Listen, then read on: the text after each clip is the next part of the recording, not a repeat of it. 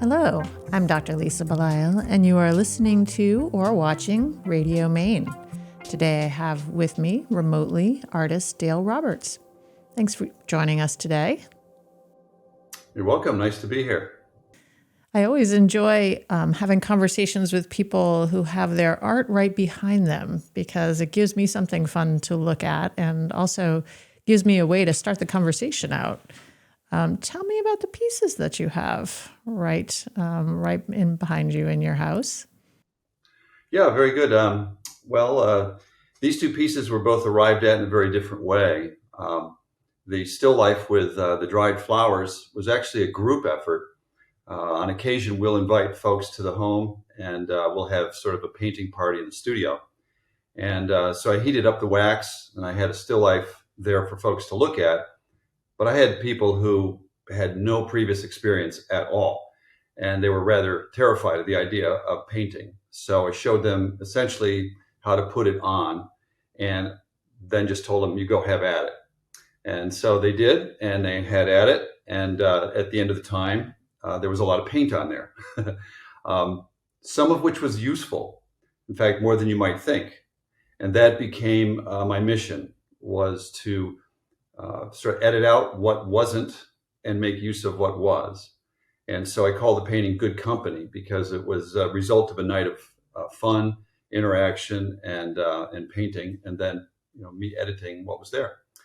The one next to it I call Corrosion and Light, and I do a lot of running for a lot of reasons. I have two sons, and it used to be just to keep up with them. I've always loved to run. And so this was along a pathway on my way home from a day job I had for a long time. And I found the light just beautiful on this one November evening. And so after I'd gone home and showered and changed, I ran back out there, or I should say I drove back out there and made some drawings and took some notes.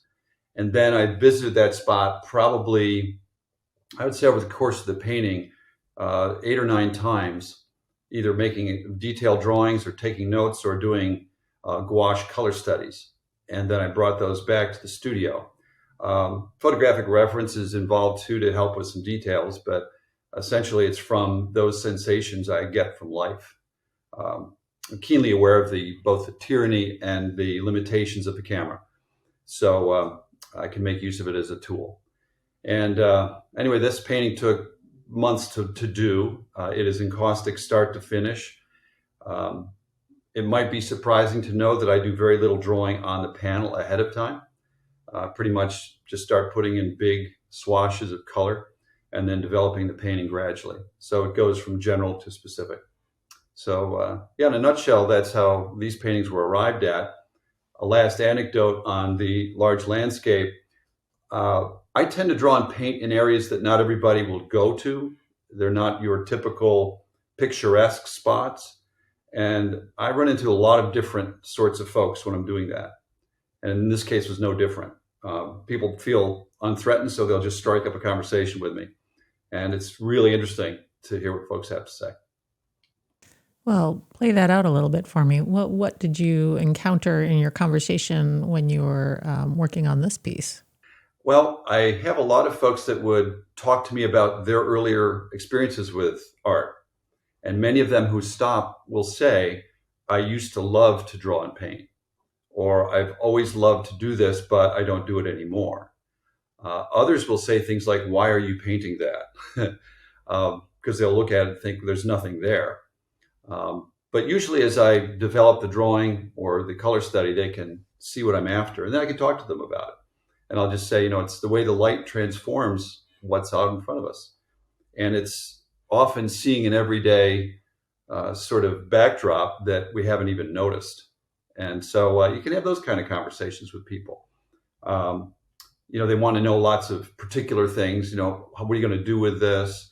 Where does it go from here? And that sort of stuff. One case in particular that was rather interesting, I was drawing a bridge in Philadelphia. And I had a pretty good detailed drawing already underway. And I had noticed someone on a bicycle going across the top of the bridge. And I was there long enough that pretty soon I hear a voice behind me. And this person says, well, what are you doing? And I turned around and looked, and I saw him making a drawing. He said, I can see that. Well, he was a police officer. And he said, what's this drawing for? And I said, well, it's for a show that I'm going to have, and it's going to be a large painting that I'm currently working on at home. Well, then he wants to see ID. He wants to see photographs of the thing. He wants to know where the gallery is, which happened to be right around the corner. Pretty soon, a black and white police car stops, and this gentleman gets out, great big police officer. And he comes over, well, what's going on here, you know? And I thought, oh, gosh.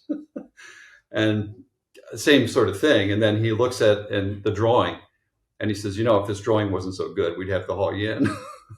Well, as you can imagine, it had to do with, you know, some issues that go on with bombings and stuff like that. They probably were wondering if I was making a diagram where it'd be a nice little spot to plan my attack. So the stuff that happens, you can't account for. It just all of a sudden happens, and there you go. So it's interesting that in both of the pieces behind you, you're describing an interaction with the world. So you've captured a still effect of really an entire scenario that took place over hours in one case, and it sounds like months in the other. And it sounds like this happens to you on a regular basis, that you're not just interacting with the light and the scene. You may also be interacting with people. You know, that's a very good observation. Yeah, and I think that also points out some of the limitations of the photograph. You know, if I just whiz by and see something and I like it, take a picture, come home and work from it, I miss out on all of that other stuff. And it's very astute of you to pick that out, because it's those interactions that can give fuel to the why of what goes on in painting. It's not simply about how. And for me, why is probably what's been the driving force for keeping this alive for 40 plus years. And, you know, I can see it keeping me going for another 30 or 40 years. So it's just one of those consuming things that it makes painting absolutely vital and interesting. Now, my understanding from reading a conversation that we had with you for a different piece of sort of profile in a different media is that you have more of a farm background. You're not really coming from an art situation.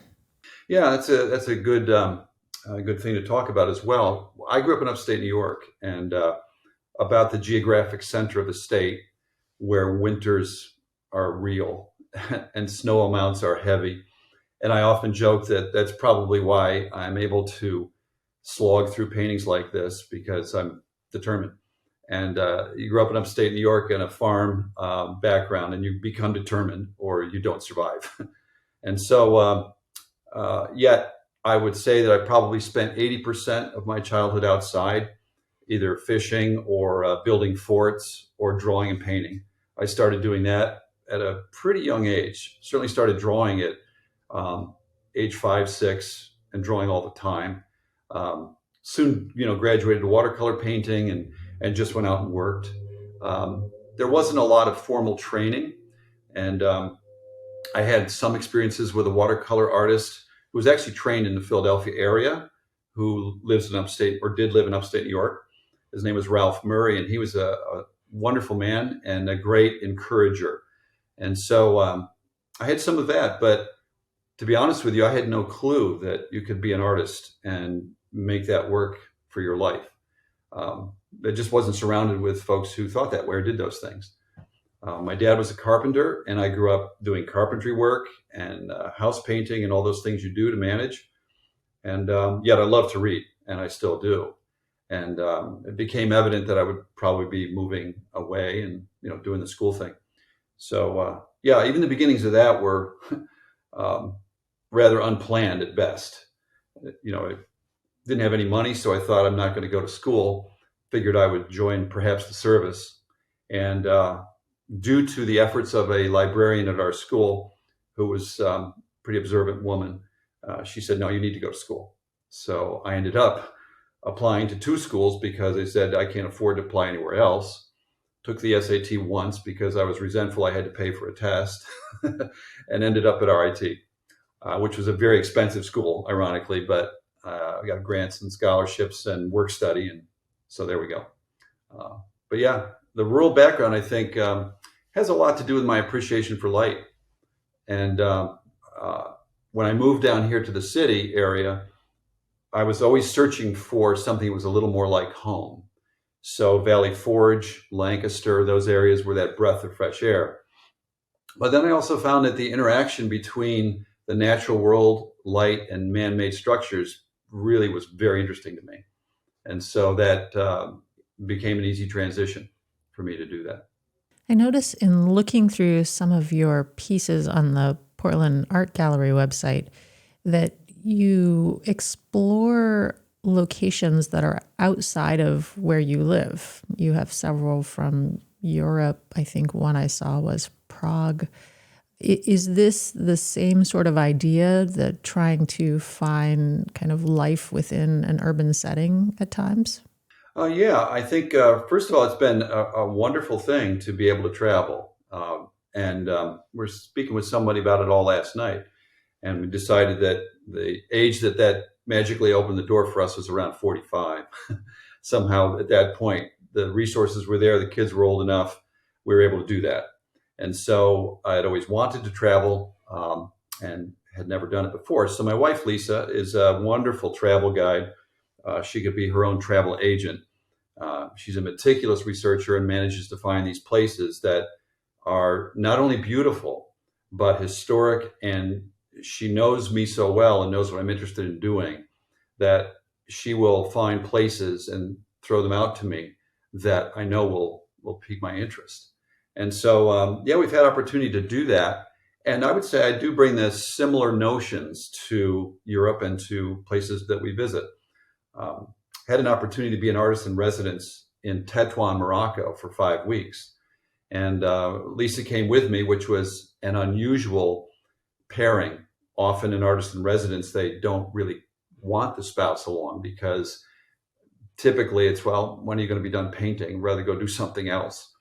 Well, very often Lisa will read poetry to me in the studio or other books. And when she does, she'll assume the characters and read them. So our relationship is very different. And she knows what I'm after. She's always been a huge support. So she came along as well and really enriched the entire experience for everyone, which was really a neat thing. But back to how that relates to the work I do here. It's the same sorts of issues that are at play. But the other thing is I'm acutely aware of the age of the things that I'm painting. You know, very often, you know, they're ancient. And the things that we consider new here, you know, they're considering as though it's just a motion in the wind. It just isn't permanent. You know, a 200-year-old place is like an addition, a new addition on their house. So I find that fascinating. I find entropy and the effects of time to be fascinating to try to capture. Ideas of corrosion, whether that's from metal or just from weathering, repurposing, history written on a wall. That stuff to me is just fascinating. So it doesn't matter where I am. The stories have similarities, and yet they have their differences. And it's the differences that are so intriguing to notice, and they expand my approaches and how I paint. Encaustic as a medium is actually quite ancient. Yeah. That's one of the things that attracted me. At RIT, I started getting interested in egg tempera, and so they put me in a graduate program as a sophomore. So I jumped into studying egg tempera, which was pretty much on my own. And true to form, when I finished up at Tyler, I thought, well, I'm going to investigate encaustic. I've heard about it. I thought it would be interesting, and so I went for it. And for me, the permanence and the craftsmanship has always been a deal. I guess growing up in the farming and carpentry community, the idea of doing things right was simultaneous with doing them well.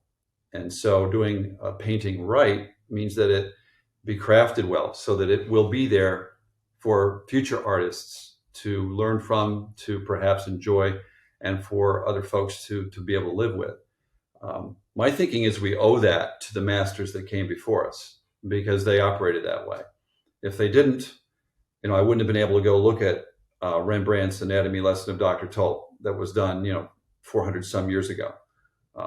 And I can learn from it, and I can truly enjoy it. And I also love watching other people enjoy it. Sometimes that's the biggest fun. So yeah, the ancient piece, I think, is a nice kind of a touchstone. It's how to get there in those older subjects, those older places. Seems like it fits well. Yeah. So the juxtaposition that you're describing of a sense of more permanence and rootedness, but also a sense of temporality is really pretty fascinating, because you began our conversation talking about interplay of light, which obviously is something that changes over the course of a day and a season and a year. And now you're talking about things that have been in existence, or a legacy that has been around for, hundreds of years. In your mind, is it the conversation between those two that creates kind of the joy of the art that you work on? That's a great observation. I would say it does, and I would say that for me, the ability to turn the dial just a little bit, either way, can make for a vastly different experience on the work.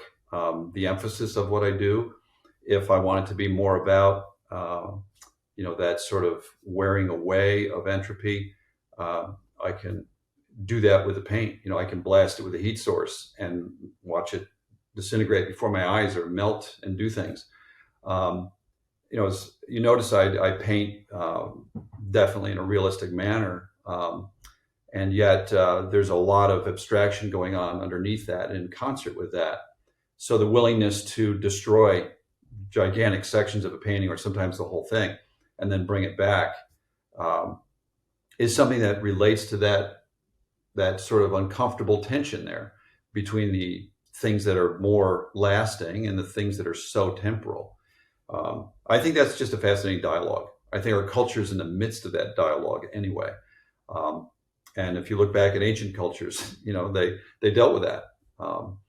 I remember seeing some of the crypt paintings and stuff that were done, the temporal nature of the tomb here, but then the eternal nature of looking on, and found that to be a fascinating and rich area to consider, even in my own stuff. Why make something that's going to last? Why make something at all that's meant to be looked at and put up on the wall? So it gets to those deeper questions. And I think that's a great observation. It's the kind of observation I hope people will make when they look at work and then engage in a conversation about it. To me, again, that takes it into an area that's way outside of the immediate reference and into something more of a dialogue. And that is how I approach my paintings from life. You mentioned that you like to run, and I believe you're a distance runner, and you run distances several times a week. And I think you and I share that love. One of the things I love about running is that it is on a regular basis, kind of being part of a changeable environment. So as I'm running today, and we've just gotten out of a series of rainy days. The ground is moist, all the leaves are starting to come out, and the birds are happy, and it's so different than it was a couple of days ago. And I love not only seeing what changes where I am and where I normally run, but also when I go somewhere else and run in a space I've never been before, because I feel like it's a kind of a full body exchange with the environment. And I wonder if you also, when you travel, have a similar experience. Yeah, I think that running is also a great metaphor for that. Very often, and I run regularly, and I'll run, and sometimes I find myself solving visual problems while I'm running. For a time, I ran with the earbuds in the whole bit, and I haven't done that now for a couple of years. I didn't used to do it, and it's too much of a pain in the neck anyway. And I miss all those things you're describing. I recall vividly and fondly in the fall when you start to hear those dry insects out there making their last sounds, crickets and things, and that rustle, and the wind through the corn when you're running in a country place. So yeah, those are things that truly do inform. And I think that being in different environments, it really does spark other ideas. I've often said that I think artists are noticers. We notice stuff and then we store it and bring it back. And sometimes those experiences of being out in the environment and enjoying all those different sensations, they come back and they inform your choices. And I think a big part of being successful, certainly for me, at implementing those things is to write them down. I might come back from a run and just jot down a few notes about what I experienced. And I've Post-its everywhere. And lately they've even become part of my still life paintings. However, they're there and they can sometimes just be a little reminder of this thing. Maybe just a word about the light. It was pearly today. So what do I do to get pearly? And how did that make me feel? And would it work with this particular image that I'm struggling with or working through? So yeah, those sorts of things. And like the running in the moisture, I ran yesterday, and here it was that sort of dodge that you're playing with the weather and your phone app, and you're saying, oh, well, it's supposed to rain for the next hour. Okay, I'll have a light lunch and I can run in an hour. Did all that, went out to run, big storm in the middle of my run. It's like, okay, well, I'm wet now. That's fine. Which is still fine. There's a different, as you know, it's more of a closed in sensation when you're running in the rain. You're trying to manage that and run through it. It's a different experience altogether.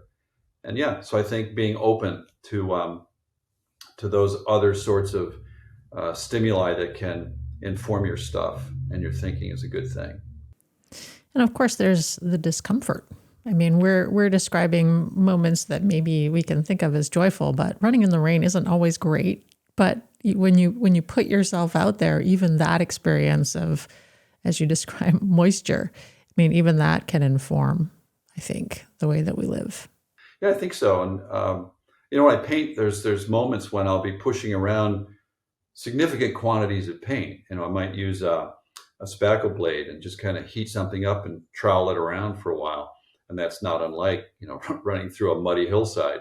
I did a Tough Mudder a few years back, and that was a blast. And, interesting to kind of push yourself to some different sorts of limits. And I think painting does that as well. It pushes me to different visual limits, to limits of my patience, of my stamina. I'm working on a large thing. And yet when you're pushed to limits, then you achieve things that you didn't expect. And I think, yeah, that's definitely, it's a great metaphor for that kind of dialogue that I have with painting too. Yeah. Well, I've been thinking a lot lately about this idea of where we are all emerging from in the past few years, and how we've, by necessity, protected ourselves, drawn back, worn masks, stayed home. And even the fact that COVID has had an impact on our sense of smell. So it directly impacted some people's actual physical ability to sense something. And it's almost the emerging back out into this world where all of a sudden we're all feeling like baby birds, like the light is too bright, the smells smell too much, the people are too loud. And I wonder if it isn't that mutual emergence that's causing us all to just feel, besides being tired, but also just trying to get used to actually interfacing with the world in a more normal way again. Have you had that experience? I think that's a great conclusion to draw, or an observation, perhaps to lead to conclusions. Because, I remember we were actually setting up a show for my mentor who had passed, and he had left me his paintings. And so we had put together this retrospective show of his work, and he's from Ohio, and it was out in the Chagrin Falls area of Ohio. And that was May 12th of that year. And we got the announcement when we were out there that something's happening. And so we drive back and things are shutting down as we're driving back. And then, of course, as you know, we had the gradual implosion of everything, and the discovering of these things and those things, and the new limitations and how they went. And along the way, I remember my wife and I both contracted COVID early. I think it was June of that year. And, we'd been as careful as we could be. And of course, the usual question was, well, how'd you get it? And I'm a little bit of a wise guy. And I said, I really love licking doorknobs. And so, I went around and did that. And I said, I don't know how I got it. It's a virus. I can tell you that we were doing all the grocery shopping for my in-laws, and it's very likely that would be the place because, there's just so many factors. At any rate, it affected our sense of smell. My wife's more acutely. And she found an interesting way to cope with it. She decided as she was starting to recover that she played those scents, those things that are like those essential oils. And she would pick out a scent that she recognized, like cinnamon, put it in there and retrain her nasal passages to get it. And so I just thought that was really a smart approach. I'm a little more, stubborn and just go ahead and plow through and get it done. For me and for her, it was more between a cold and the flu. In fact, the day that she tested positive, I decided I needed to go out for a 5-mile run, and I did that. And then I tested positive the next day. And I said, oh, well. As far as the emerging idea, I do think it's really caused us to reflect, and perhaps in some ways over-reflect. I don't think we're designed to be like this all the time. And when we are like that for a protracted amount of time, I think there's a lot of things that can gain purchase in our minds that maybe wouldn't normally. And we've certainly found that. And as you come out of that, there's this sense of goodness, of, relief. It's like, wow, like we just got back from a trip to Amsterdam. And it was just glorious and lovely. And to be able to be out there and to be able to be on a plane for that long without having to wear a mask if you choose not to. There were a lot of freedoms that are so easy to take for granted. And for me, during the lockdown, we did a lot of, inside stuff. We have a nice backyard garden. We spent tons of time out there, had more wine than we needed. We spent a lot of time working on the house and projects. And it's just so interesting how your focus shifts. I found there was a lot more interest in art because I think people were looking at their bare walls and thinking about what could go there. Where, before life just runs at this frantic pace. I would say one of the real benefits of the lockdown, COVID, would be that it did cause people to have to slow down. It just necessitated that. You had to be deliberate. You had to really make your choices and think about them. And I think it points out the sort of breakneck pace that we're often at, and hesitant to get back to that. I'm a busy man. I mean, I get up quite early. I'm working hard most of the day, but I am quite willing to stop and spend those moments being more quiet. And I think the emergence is a great thought there. I mean, I think a lot of my images sort of emerge. They don't just get put down and then filled in. I don't make colored drawings. They just come out of what's going on with the paint. So, yeah. Dale, you're obviously joining us from another part of the country, and I'm here in Maine. What is your connection to Maine and to the Portland Art Gallery? So when I was young, I remember hearing about Maine. And my grandparents had a camp in the Adirondack Mountains, and loved that sort of northern kind of environment. There's just something about the landscape that I absolutely loved. And I remember hearing about Maine, and I remember thinking, oh, that sounds like a great place. And we just didn't travel. We didn't have the funds to travel. I had not been out of the state until I was a senior in high school. So we finally got out of the state, and the first thing we did was Dad took us through the Northeast, and we went from Vermont into Maine, and we dropped down. So that was my first exposure to Maine. And I remember thinking, oh, I need to get back there. So my first year at RIT, the summertime was spent house painting, trying to make dollars to go back to school. And my best friend from high school, who currently works for the State Department, has for a long, long time, he was my partner in crime doing the house painting. So we decided we're going to take a bicycle trip, and it was going to go from Bennington, Vermont to Algonquin, Maine. And we're going to work all summer to get ourselves ready for this trip. We're going to ride our bikes around town to get ready. I mean, the delusions you tell yourself when you're young, thinking that's going to be enough. We did all that. And then the day came and we took our bikes apart because we reasoned that we didn't want to spend all of our time riding out of familiar areas. We were going to take our bikes apart, put them on a bus, and go to Bennington, Vermont, and then put them together and then get on the bikes and ride. So I had a bike called a Vista with some very inexpensive panniers on it. And I think my total weight of bike and equipment was about 70 pounds. It was way, way, way heavy. We were just, novices. So ironically, we get out of our place at the bus depot. We start to travel and we're big smiles on our faces. We're going to head out. And this gentleman comes down on the other side of this big hill, all pared down on one of those, really stripped down and economical bikes. And he had on a banner that said, Portland, Oregon to Portland, Maine. So he was making that bike trip and he took one look at us and just sort of shook his head. And I thought, oh, well. So we take off and big smiles. We go up and first thing we hit is something called Hogback Mountain. And we're just like, it seemed like miles and miles up this windy mountain. We were so exhausted, we camped out at the top and spent the next morning going down to Brattleboro, down this steep hill, worrying about being able to stop. It was a little bit damp. And then we made our way to Algonquin. The hard part was we only allowed ourselves 3 days to make that trip. So the middle day was going through New Hampshire.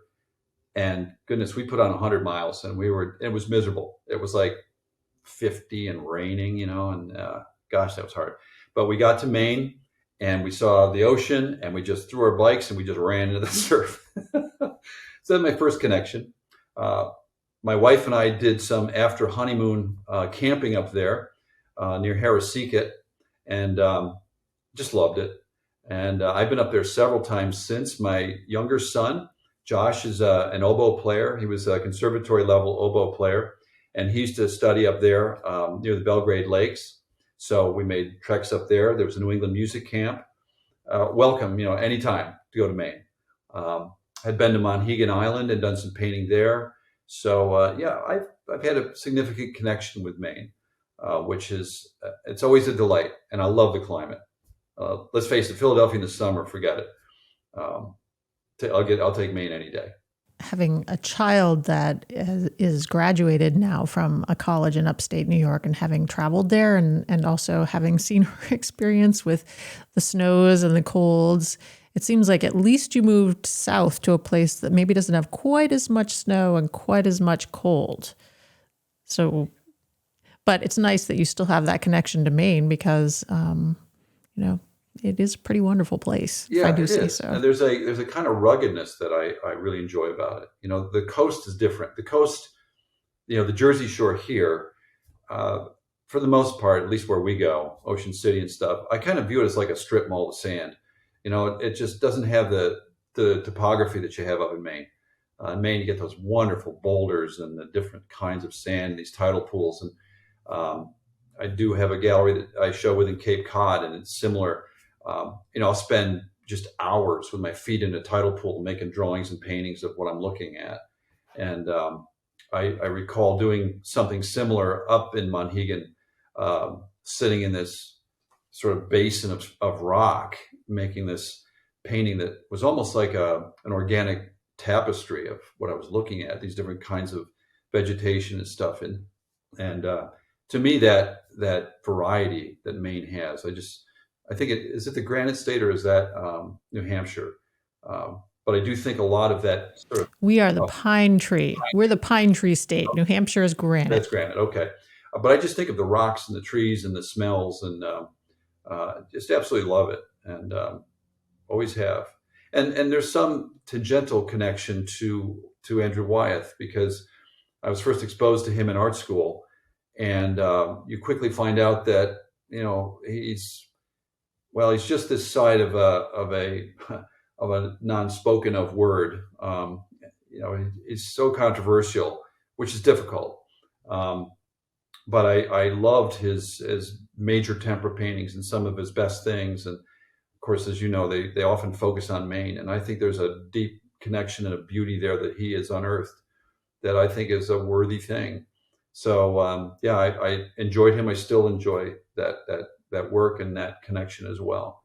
So so my connection with Maine goes fairly deep. And I believe that the Wyeth family also has a Pennsylvania connection. So that's kind of They do. interesting. We go to the Brandywine River Museum, which is not very far away, and almost always make a point to drive past the Wyeth Mill, which is off there on River Road. And there's a poignancy to all of that now that he's passed and Betsy's gone. We were at the Brandywine River Museum one time when Andrew was walking through with a client, which is really pretty neat. And everybody stayed out of the way. They wanted to do that. There weren't many of us there. And, he looked over and nodded, and it was just a fun thing. That connection is also strong. One has to be careful that one doesn't make that connection so strong that your work is a reprise or too much of an echo of, because it's a forceful thing. Well, Dale, I hope that you will be coming up to Maine to perhaps one of our upcoming openings this summer. I hope I'll get a chance to meet you in person. Yeah, absolutely. I think we're heading up there actually next week to drop some things off. Do plan to be up there in August for sure. And I would love that. I'm really looking forward to the relationship with the gallery and delighted for this interview. It's just been a great time. I'm Dr. Lisa Belisle, and you have been listening to or watching Radio Maine. I've been speaking with artist Dale Roberts. I encourage you to come over to the Portland Art Gallery or check out Dale's work on the Portland Art Gallery website. And maybe if you come join us in August, we'll all have a chance to meet. You, the person who is viewing or listening, Dale and I. It was nice to talk to you today, Thank you, Dale. And you as well. You have a wonderful day, Lisa.